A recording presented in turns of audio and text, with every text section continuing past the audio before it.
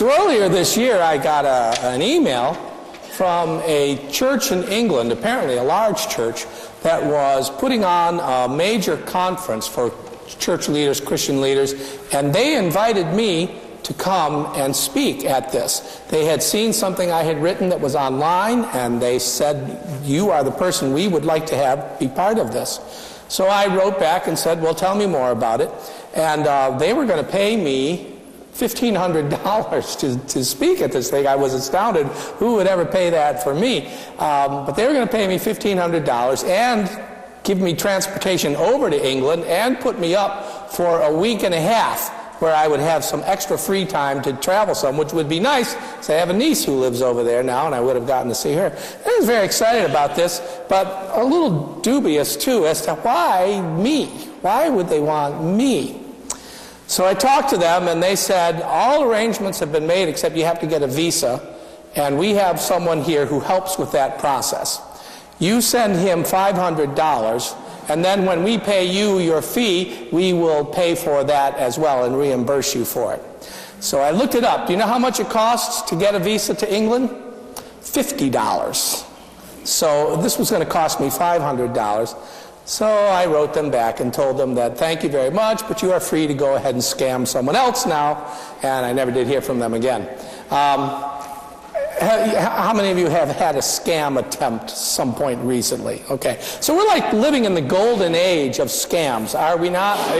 There are more ways to trick people out of their money than there ever have been before, and people get tricked. It's not an unusual thing. And it occurred to me that this last temptation of Jesus is a total scam, and I'll tell you why I think so. We know that we've been talking about this for the last several weeks. Jesus has gone out into the desert. Why? He was what? He was driven out into the desert by the Spirit. For what reason?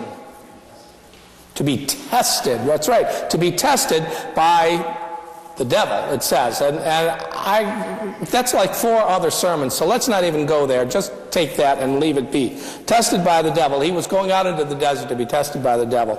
And the first temptation was to turn stones into bread. And the second temptation was to jump off of the top of the temple and let God miraculously save him. And then comes the third one. And the third one is this. We just read it, but it says, Satan leads Jesus up to a high mountain and shows him all the kingdoms of the world. And he says, all this I will give you if you will fall down and worship me. Now the reason that's a scam, there's 2 reasons for that. First one is Satan says, I'll give all of this to you, but it wasn't Satan's to give in the first place, all right? So he didn't because Satan doesn't have the power to do that. But then says, I'll do all of this if you worship me. And the reason that's a scam is this. If you seek to have power over the world, if you seek to rule the world, you have already worshipped Satan. And if you worship Satan, it leads you to seek power over others, to rule the world. It is not something you can get one or the other. It's similar to the groundhog scam, which is a choice between 6 more weeks of winter or an early spring. And guess what? In Maine, at least, if you get 6 more weeks of winter and then it's spring, it's an early spring. So it was a total scam. The whole idea here was ridiculous because it's not a choice that someone can make. If you decide you are going to rule the world, then you are attempting to worship Satan. You are going to worship Satan if your goal is to rule the world. Does that seem right to you? Am I going too far? Because I did say that. I did just say it. If you attempt to rule, that's a satanic activity. You are worshiping Satan when you do that.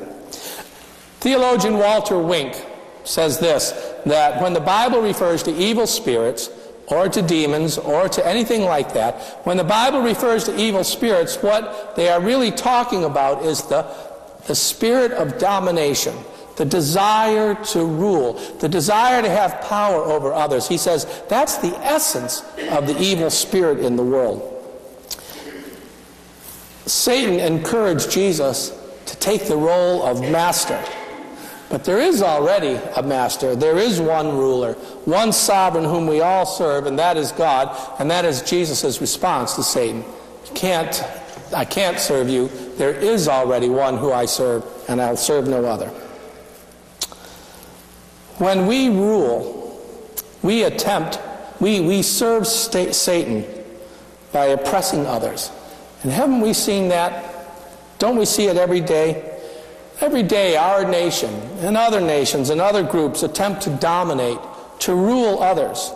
There have only been 16 years in the history of the American nation, in the history of the United States, only 16 years when we were not actively involved in some sort of armed conflict out of our over 250 years of existence. When someone determines to rule the world, you can be certain that violence and oppression are going to follow. And when people begin to feel a swell of national pride to the point that it leads to nationalism, Satan smiles, because pride and nationalism turn so easily to war and oppression. The tempter encouraged Jesus to rule the world, knowing that if he were to do so, there would be great destruction and death following that attempt. To rule is to serve the powers of evil. To rule is to worship Satan. And I want to say something else right here, right now, but if I do say it, most of you won't hear the rest of what I have to say. So I'm not going to say it. But you can ask me about it later. And if you do, I will ask you a question. It's not just nations that we're talking about, though, because in your life you have the opportunity to attempt to rule over others quite frequently. You know, you can't do it. If you attempt to rule over others, you are serving the powers of evil in this world if you attempt to rule over others. You can't rule in your business if you are trying to follow God. You can't be someone who rules without mistreating others. I had some good bosses in my time, and I had some bad ones. I had Mr. Stevens for my first real boss for my first real job. I applied for a job in a cafeteria, and they hired me and were going to pay me. Are you sitting down? Oh, yeah, you are. Okay. They were going to pay me $2 an hour to do this job. Can you imagine?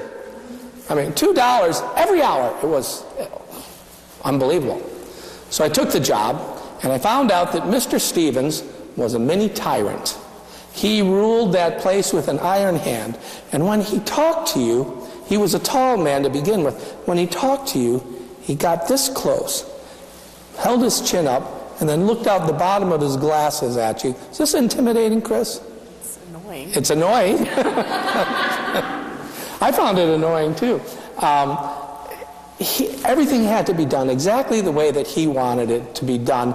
And even if his way was not a good way, it was the way that he wanted things done. He ruled over us, and we were all afraid of him. And he wanted us to be afraid of him. He liked it that way, that we were fearful. That suited his plans.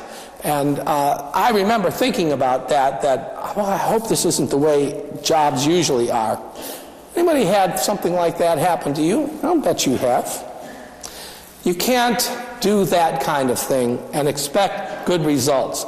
You can't rule a family without abusing the people in it.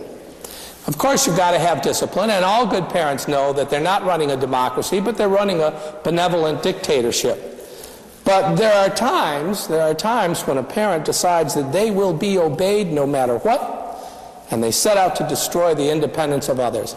A woman I worked with, I was at her house one time, and her baby was in a high chair, a year old, and crying, and she said, "I'm not going to pick him up. He's doing that on purpose. He's trying to manipulate me." At 1 year old, because she had it in her head that her job as a parent was to rule over her children. And all you can do with that is to break them when it happens. I've seen families where husbands and fathers use their greater physical strength to dominate and to hurt others. I've seen families where people emotionally imprison one another to hurt each other. Some of you have lived through that. And if you decide you're going to rule over your family, then you've given in to the temptation that Jesus faced out there. You have become someone who worships the power of evil in this world if you've decided you're going to rule over your family or the small people in your life or your employees or your neighbors, whoever. If your goal is to dominate and rule over them, you have answered that temptation just the way that that Satan would want it. I get this meme from time to time in my Facebook feed. There's a couple of them. One of them comes out and it talks about how great the old playgrounds used to be, you know, with the teeter-totters and the pavement underneath and all of that. And it said, we had all of these things when we were kids. We didn't need safety equipment. We did just fine. And the answer to that is yes. You're one of the ones that survived, right? The ones that didn't survive are not posting on Facebook saying, hey, that was a bad idea. And the same way I hear oftentimes people say, I was spanked and it didn't do me any harm. Well, I just say, it harmed me. When it happened to me, it harmed me. When we dominate like that, when we want to rule over our children or our little ones, well, shame on us. And we've broken our Savior's heart. You can't even rule in churches without causing destruction. Did you know I've become a really good Congregationalist? There's someone in the church who tells me this often. She says, I was at your very first council meeting when you came here, and I was astounded at what you did. So what did I do? She said, you came in and you sat down at the side table. You didn't sit down at the head table. You sat down at the side table. Well, I sat down at the side table because I'm a good Congregationalist. Because who is in charge of this church? Raise your hand if you are one of the people in charge of this church. Yeah, it's not me. And I didn't sit at the front because it's not me. Because that's what Congregationalism is. But I can tell you this, I've been in Congregational churches and churches of other kinds where people decide they are going to rule. They are going to make that church the way they want it to be. And when that happens, things start to get broken. And the mission of the church gets lost. And when we decide we're going to rule over each other, Satan smiles, Satan laughs, because we can't do that without breaking each other and hurting each other. Now, you might say this. You might say, but didn't Jesus go out and do that very thing? Didn't he go out and collect a group of disciples and insist that they obeyed him? Didn't he talk about that? Didn't he say that he was the Messiah, the new king? Didn't he say that he was God's son? Didn't Jesus do all those things that I'm telling you now you shouldn't do? Well, no. Jesus did go out. And Jesus did call a group of disciples. And he did encourage them to do what he said. But Jesus also empowered them to do the work themselves. He sent them out to go out and do what they could for others. He was the one who gave them their free choice as to whether they would follow him and follow his way or not. Jesus did challenge the authorities and rulers of his own time. He did say, this is the wrong way to do things, but when he did that, he didn't pick up a sword or a bow and arrow and do that. Instead, he used words and he said, this is what God has called us to do, not what you are doing. When Jesus saw other people dominating the little ones, he spoke up. But he did not do it himself. And he doesn't want us to do it either. Jesus calls us not to that, not to rule, but to lead. And there's a big difference. To lead means to try to find the best that you can do for the people around you. To try to find a way for that group to work together. If Mr. Stevens had decided that instead of trying to scare us all, he would try to draw us together to work better together, he could have done that. He certainly could have gotten more work out of me if he'd have done it that way, because once I found out that he wanted to rule over everything I did, guess what I did? I broke every rule I could get away with, because he put us into a power struggle, and that got us nowhere. But he could have empowered me. He could have come to me as his employee and said, let's work together. Let's solve this problem together. We could have done that. There are ways in which nations can do that. We spend so much time trying to figure out how we are going to have power over the others when we are not going to solve the biggest problems we have that way. Right now, we are a nation that is dividing itself over the issue of immigration and race, and we are fighting with each other over that and not trying to figure out how to solve that problem. We are just talking about walls or no walls, and nobody is talking about why this is happening and what can be done about it. We are living in a nation right now that is spending a lot of time talking about a lot of issues, except for the most important issue facing us today. What is it? There it is. Thank you. It is the climate. It is the environment. It is the single most important issue that's facing us today. What has our nation done about that recently? We've only done one thing in regards to climate change. We've withdrawn from the Paris Agreement. That's the biggest issue that's facing us right now, and we are going to fight about that because we need to win. Our side needs to win. And as long as we're talking about our side winning, the temperature is going to continue to rise, and the water is going to continue to rise, and the storms are going to continue to get bigger because we are trying to rule over each other. And I don't want to do that. I have no interest in ruling over you. I certainly have no interest in having you rule over me. I have a lot of interest in us learning how to work together. I was very pleased to be at the vigil last week with where I prayed with a rabbi and an imam, and we stood together, and we have differences between us, there's no doubt about that, but we stood together and called for peace, not for the killing of one another as we saw in New Zealand, but for peace together. When we try to rule over one another, we make the same, we give into the temptation that Jesus faced. And we cannot do it. We cannot do it. I want to empower you. I hope I work that way towards you. I hope in my ministry here among you, you haven't felt that I'm trying to dominate things or rule over anyone. I just want us to work well together because there's a lot of work out there to do. Plenty of it. We don't have to worry about being unemployed as long as we're working for peace in the world, as long as we're trying to bring God's grace into the world. We'll have plenty of work to do without having to run everything. Amen.